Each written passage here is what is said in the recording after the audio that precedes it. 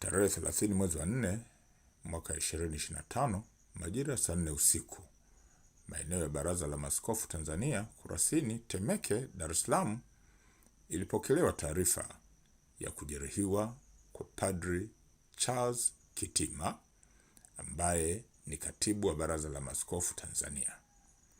Padri huyo inadaiwa tangu saa 3 asubuhi walikuwa na kikao na viongozi wa dini mbalimbali katika eneo hilo, na baadaye, baada ya kikao kuisha, yeye majira saa 1 jioni alikwenda kwenye kantini yao ambapo aliendelea kupata kinywaji hadi saa 4:15 alipokuwa maliwatoni pembeni ya kantini hiyo. Alidai kushambuliwa kichwani na watu wawili. Baadaye alipelekwa hospitali ya Aga Khan kwa matibabu na anaendelea vizuri na matibabu.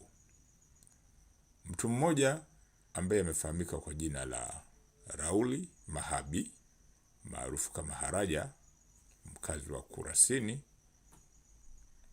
anashikiliwa na kuhojiwa kuhusiana na tukio hilo. Uchunguzi zaidi wa kina unaendelea ili kubaini wahusika wa tukio hilo na hatua kali za haraka zitachukuliwa kuhusiana na tukio hilo.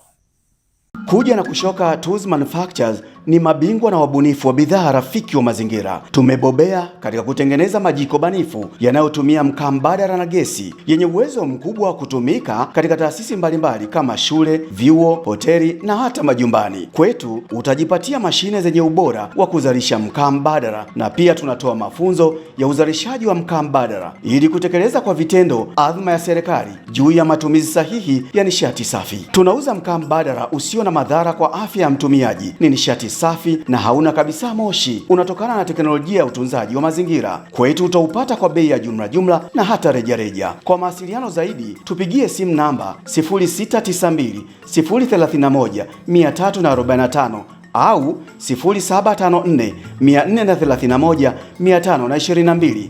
Pia waweza kufika katika ofisi zetu Mbezi stendi ya Magufuli kwa Tabora mjini, kata ya Kiloleni, mkabala na gereji ya NBS.